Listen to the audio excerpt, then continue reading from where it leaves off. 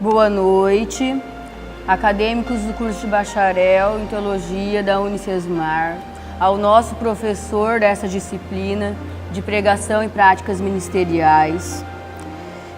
Venho desde já agradecer ao nosso pastor Ilaelson, que nos emprestou o espaço para a gravação deste material, e também ao meu esposo, o qual está gravando esta mensagem.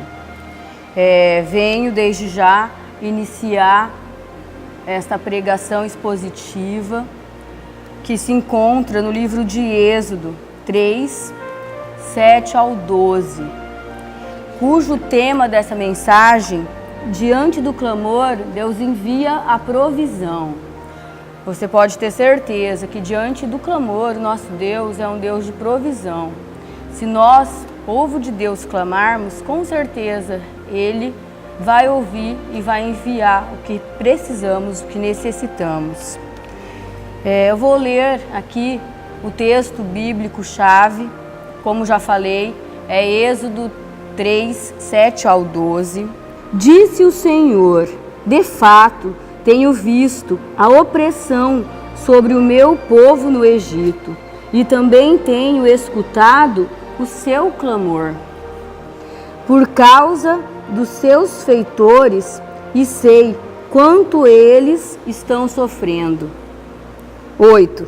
Por isso desci para livrá-los das mãos dos egípcios e tirá-los daqui, para uma terra boa e vasta, onde mana leite e mel, e terra dos cananeus, dos hititas, dos amoreus, dos ferezeus, dos heveus e dos jebuseus. 9. Pois agora o clamor dos israelitas chegou a mim, e tenho visto como os egípcios o oprimem. 10. Vá, pois, agora, eu o envio ao faraó para tirar do Egito o meu povo, os israelitas. 11. Moisés, porém, respondeu a Deus: quem sou eu para apresentar-me ao faraó e tirar os israelitas do Egito?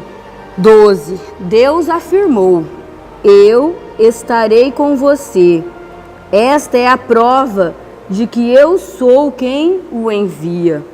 Quando você tirar o povo do Egito, vocês prestarão culto a Deus neste monte. Aqui temos uma passagem bíblica, o qual Deus está falando para Moisés, que Deus mandou ele retirar o povo de Israel do Egito. Se nós formos analisar o contexto histórico dessa passagem, fazendo um retrospecto histórico do povo de Deus que estava preso no Egito ali, sofrendo uma opressão, sabemos que aconteceu desde José, o qual foi enviado para o Egito, e lá ele se tornou governador do Egito, já com o propósito de Deus de prover os mantimentos para o seu povo naquela época. Pois naquela época, o povo de Deus iria sofrer, a terra onde os israelitas estavam, iria sofrer uma peste e uma falta de chuva, onde não ia ter comida o suficiente, onde não ia ter mantimento o suficiente para o povo de Deus. E Deus enviou José para o Egito, primeiramente como escravo, e o honrou, transformando em governador, já pensando no socorro do seu próprio povo, anos após. Então, quando aconteceu de começar a eles sofrerem nos lugares que eles estavam, que o pai de José, Jacó, e todos os seus irmãos foram até José no Egito, José os socorreu e eles ficaram naquela terra do Egito, sendo José o governador. Mas com o passar do tempo, com o decorrer dos anos, os seus antepassados foram morrendo e o povo de Deus, ele foi esquecendo de adorar a Deus, ele foi esquecendo de fazer culto ao Senhor, ele foi esquecendo de ouvir a voz de Deus, de fazer adorações. e foram se contaminando com as formas, os rituais egípcios, o qual Deus foi se entristecendo com o passar do tempo. E nesta foi permitindo que os egípcios os oprimissem. Desta forma, José morreu, os antepassados morreram e o povo começou a ser oprimido. Até onde Deus começou a levantar pessoas que, através desse processo de contar geração por geração sobre os rituais que eles faziam com Deus de adoração, eles se lembraram, eles estavam oprimidos, estavam massacrados, mas se lembraram que existe um Deus de Abraão, um Deus de Isaac, um Deus de Jacó, que iria socorrê-los. Bastavam eles clamarem, bastavam eles pedirem, eles reconhecerem que eles deixaram de adorar o Deus vivo e prestaram cultos aos deuses do Egito. E eles começaram a clamar a este Deus. Moisés, por sua vez, ele foi o escolhido de Deus para fazer este propósito de salvar o povo de Deus do Egito. Moisés, ele viveu 120 anos, e nesses 120 anos existia um propósito de Deus em cada ano da vida dele. Já era um propósito o preparando para ser levantado por Deus para uma missão profética de tirar o seu povo do sofrimento dos egípcios. Vou ler mais um texto de Êxodo 3, 1, 6, para vocês entenderem esse chamado de Deus na vida de Moisés. E apacentava Moisés o rebanho de Jetro, seu sogro, sacerdote em Midiá, e levou o rebanho atrás do deserto, e veio ao monte de Deus, a Orabe, e apareceu-lhe o anjo do Senhor em uma chama de fogo no meio de uma sarça, e olhou, e eis que a sarça ardia no fogo, e a sarça não se consumia. E Moisés disse: agora me virarei para lá e verei esta grande visão, porque a sarça não se queimava. Moisés sabia que o que estava acontecendo ali não era uma chama de fogo daqui natural, mas era uma chama de fogo diferente, vindo do céu, porque o fogo não vinha de baixo para cima, mas ele vinha de cima para baixo, e ele não se queimava. E vendo o Senhor que se virara para lá a ver, bradou Deus, e ele do meio da sarça disse: Moisés, Moisés. E ele disse: eis-me aqui. E disse: não te chegues para cá, tira os teus sapatos dos teus pés, porque o lugar que tu estás é terra santa. Disse mais: eu sou o Deus de teu pai, o Deus de Abraão, o Deus de Isaque e o Deus de Jacó. E Moisés encobriu-se o rosto, porque temeu olhar para Deus. Aqui Deus estava chamando Moisés para fazer essa obra, de ir até o povo de Deus no Egito e retirá-los eles do Egito. Só que Moisés se sentiu diminuído. Como? Quem sou eu para fazer isso? Quem sou eu? E Deus falou para ele que seria com ele, que era ele que estava mandando, que ele ia o capacitar para aquela grande obra de retirada, de tirar o povo que estava oprimido das mãos dos egípcios e levá-los em segurança para uma terra que manava leite e mel. Moisés, ele era libertador, Deus estava escolhendo ele para ser libertador dos israelitas. Ele viveu 120 anos, dividido em 3 fases. A primeira fase da vida de Moisés foi no Egito. No Egito, Moisés, ele era príncipe e herdeiro do trono de Faraó, porque ele foi considerado como um filho, e ele viveu no trono como príncipe. No Egito, em seus primeiros 40 anos, ele era poderoso. E as palavras dele, ele podia mandar nos escravos, os quais eram os próprios hebreus. E ele mandava, porque ele era considerado um príncipe. Era comandante do próprio exército de Faraó. Moisés, no Egito, tinha autoridade de mandar no exército de Faraó. Mas ali já era um propósito na vida de Moisés de Deus, o mostrando como seria, como era os egípcios, como era o exército dos egípcios, o capacitando para uma obra maior.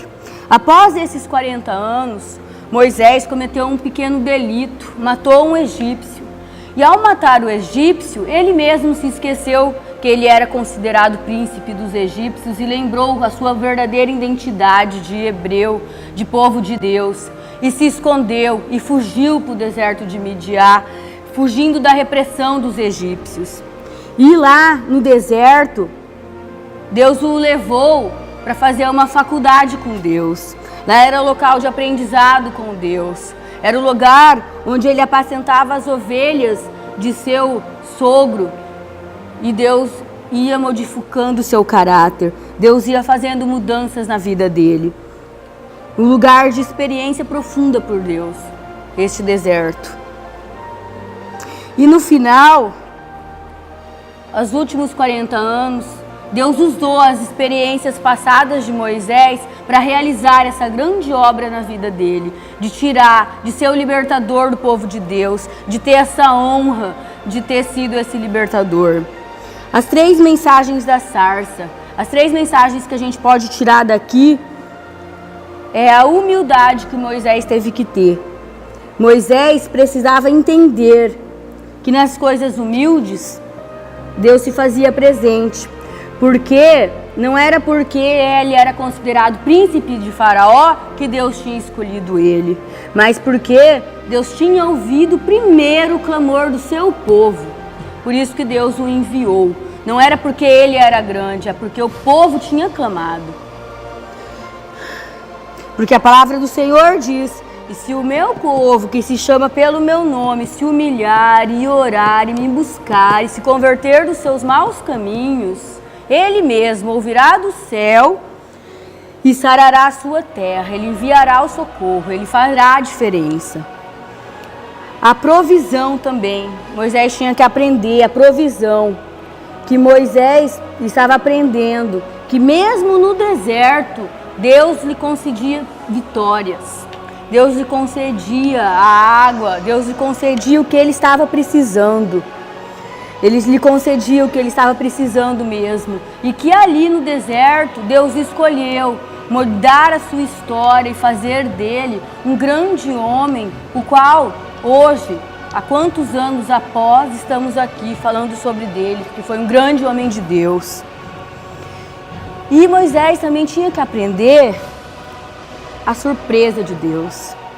A surpresa, porque Moisés nunca imaginava tal quão grande era Deus, que iria falar com ele através de uma sarça em chamas, que a gente, aos olhos humanos, não dava para identificar o fogo.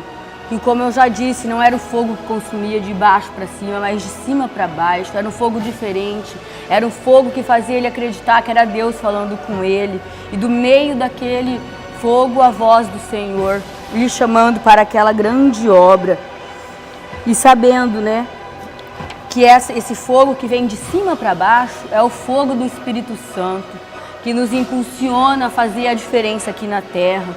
Que quando estamos fracos, arde a chama do Espírito Santo dentro de nós, do mesmo jeito que ardeu ali no coração de Moisés, que é um fogo que queima, né, que arde, mas não queima, é um fogo diferente. Só o qual conhece essa presença e esse fogo pode falar a sensação qual maravilhosa é de sentir. Então podemos concluir que Moisés, do simples príncipe do Egito a um pastor de ovelha, ele foi lá e fez a diferença. E não importa o que tem te oprimido ou o que tem te feito sofrer, o que está te oprimindo. Esse mundo que vivemos hoje, o quais as pessoas são oprimidas pela televisão, que oprime mostrando valores invertidos, o qual estamos oprimidos aí por drogas ilícitas ou lícitas e ilícitas, o qual o mundo tem nos oprimido, tem matado as pessoas, tem fazendo as pessoas não acreditarem. Quantos crentes dentro da igreja ainda sentem a opressão do inimigo, tendo insônia ou tendo depressão ou síndromes, né? Estamos aí à época das síndromes, tantas síndromes que aparecem, que a cama, né, leva as pessoas, nossos irmãos evangélicos, nossos irmãos em Cristo, a ficarem às vezes acamados. Mas Deus quer que nós façamos como o povo de Israel fez, se esquecemos de todo o resto, se esquecemos o que fizemos de errado, ou às vezes se esquecemos do Deus que servimos e às vezes apenas lembramos, Deus faz isso, e na nossa vida, o que Ele está fazendo? Deus está chamando, tanto eu quanto você, a clamar verdadeiramente o que estamos precisando, porque Deus ainda é o mesmo de ontem, de hoje e de sempre. Ele não vai mudar. Ele está aqui para socorrer, para trazer a provisão para o seu povo que verdadeiramente clamar. Ele quer ouvir o som da nossa voz clamando, pedindo socorro a Ele, para Ele trazer a resposta que você está pedindo, para Ele salvar a tua família, salvar a teu filho, para Ele fazer uma grande obra na sua vida, para Ele te transformar num profeta do Senhor, para Ele te usar nos quatro cantos desta terra, aos confins da terra. E o nosso Deus está esperando isso de nós, isso de mim e de você, que nós clamamos verdadeiramente, porque o socorro e a providência, pode ter certeza que Ele enviará. Enviará o vaso para falar contigo e te dar suporte. Enviará o Santo Espírito Santo de Deus, o Consolador, para colher as tuas lágrimas, caso você precisar chorar. Então, em nome de Jesus, que Deus possa falar comigo, com você, através dessa palavra, o qual até comigo já está falando. Creio que também falará com vocês. Que Deus possa, desde já, mover o teu Espírito Santo e o sobrenatural de Deus nas nossas vidas, por meio do nosso clamor, que tudo começa. Deus nunca vai ouvir o clamor de um crente e vai fechar os seus ouvidos ou encolher a sua mão para não te salvar. Porque a palavra de Deus diz que os ouvidos deles estão abertos e a sua mão está estendida para que Ele possa te socorrer, te ouvir, enviar o Consolador para te consolar e enviar a provisão, seja ela qual for. Em nome de Jesus, eu agradeço a oportunidade. Amém.